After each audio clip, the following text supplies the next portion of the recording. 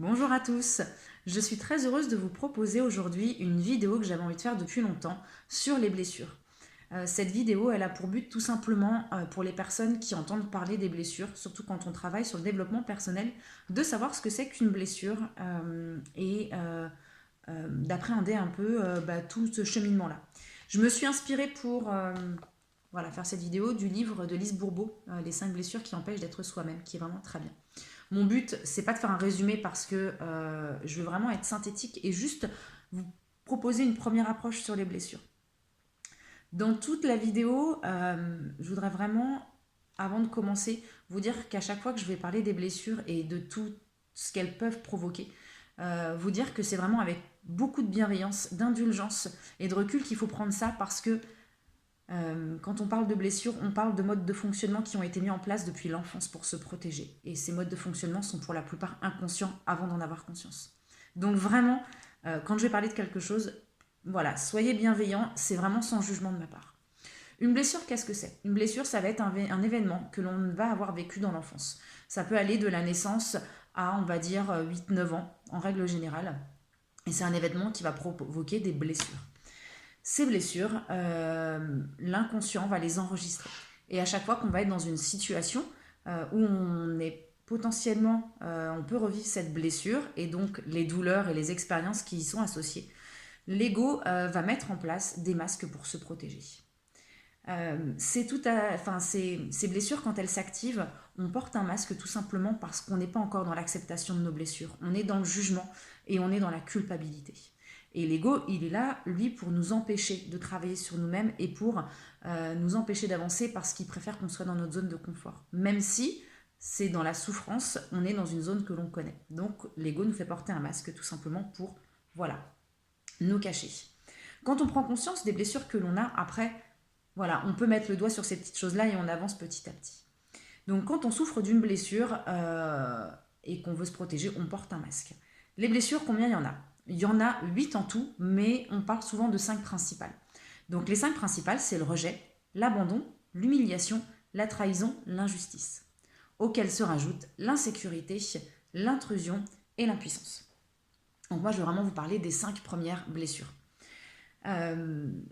L'ego, quand il y a une blessure qui s'active, l'ego, ce qu'il a envie, c'est qu'on reporte la faute sur quelqu'un d'autre. Il veut vraiment que la personne trouve quelqu'un d'autre d'extérieur à blâmer et trouver un coupable plutôt que de travailler sur soi. La première blessure, qui est la blessure du rejet, c'est la première blessure qui s'active. C'est vraiment celle qui s'active dès le plus jeune âge et elle touche l'être, vraiment l'être la personne dans son être, pardon. Quand quelqu'un souffre de la blessure du rejet, il va porter le masque du fuyant. C'est quelqu'un qui va repousser les gens, qui va tenir éloigner les gens. C'est une blessure qui est vraiment très profonde. Et elle s'active, elle se crée cette blessure souvent avec le parent du même sexe. Quand quelqu'un souffre de la blessure de rejet, souvent la personne ne va pas vouloir prendre de place. C'est quelqu'un qui va s'excuser d'être là. Et quand sa blessure va s'activer, c'est quelqu'un qui va fuir. C'est-à-dire que plutôt que de se mettre dans une situation où il va être rejeté, il va d'abord lui-même se rejeter et rejeter les autres pour éviter de souffrir. On touche à quelqu'un qui a des problèmes de valeur et d'estime de lui-même. Et c'est quelqu'un qui va être très perfectionniste et qui va souvent se sentir invisible. La blessure de rejet, elle est souvent liée, et c'est même pratiquement systématiquement lié à la blessure d'abandon. La blessure d'abandon, quand on en souffre, on porte le masque de dépendant. Donc ces deux blessures, quand on les a, elles s'activent l'une et l'autre et elles provoquent l'activation chez les autres personnes. Si je souffre de la blessure de rejet, je vais activer chez quelqu'un la blessure d'abandon et inversement.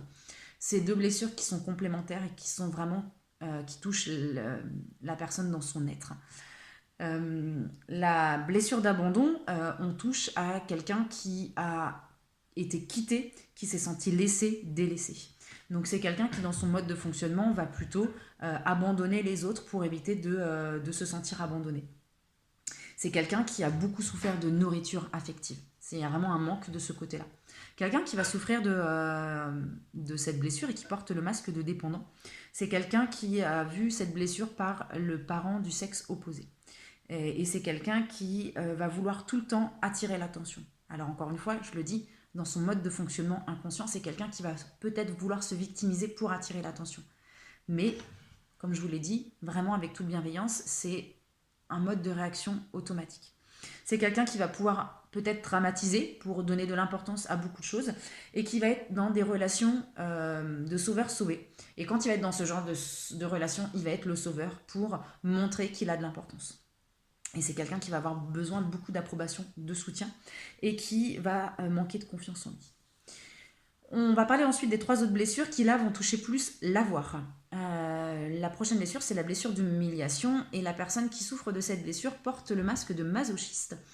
C'est-à-dire que c'est quelqu'un qui s'est senti rabaissé ou qui va rabaisser quelqu'un. C'est l'un des parents a pu avoir honte de l'enfant ou a eu peur d'avoir honte. Par exemple, un parent qui aura eu peur que son enfant se comporte mal en public. Encore une fois, voilà, les parents font de leur mieux et même si nos blessures sont induites pour beaucoup par les personnes qui nous élèvent, nos parents ou grands-parents ou autres, les personnes font de leur mieux. Voilà, donc c'est des parents qui ont eu peur d'avoir honte. Et souvent, c'est soit le parent qui a élevé ou très souvent la mère.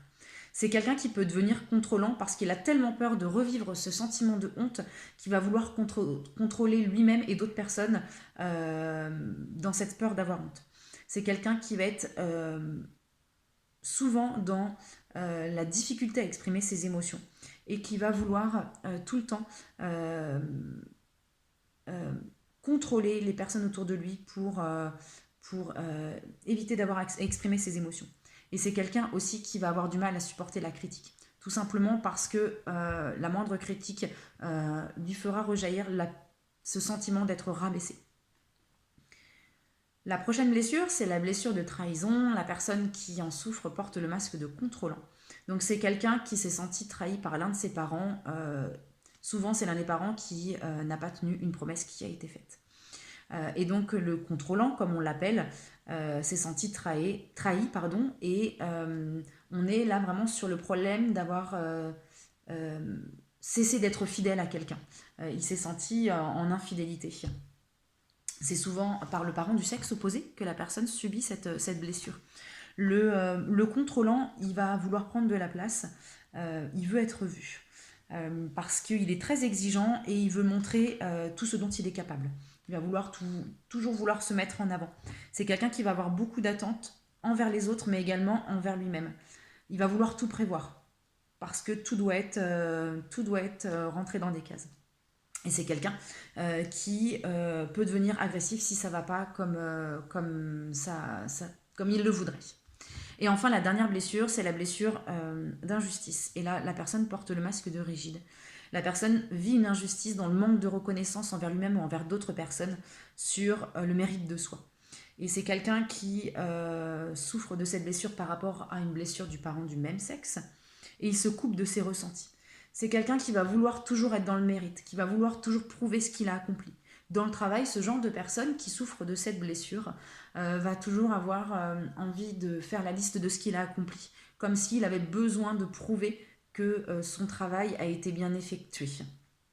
C'est quelqu'un qui va se demander beaucoup, mais qui va avoir peur de se tromper, par peur qu'on le blâme. Il a vraiment cette notion de bien et de mal.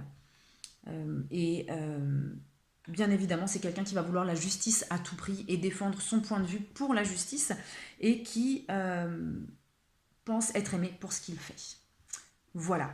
Alors, cette vidéo, comme je vous le disais, elle avait vraiment pour but d'être un résumé de ce qu'étaient les blessures. J'espère que cette vidéo vous aura plu. Je reviendrai vers vous pour vous parler du livre donc, sur le contrôle alimentaire par rapport aux blessures et à tout un tas d'autres schémas qui sont mis en place. Si vous avez des questions, surtout partagez-les et je me ferai un plaisir d'y répondre.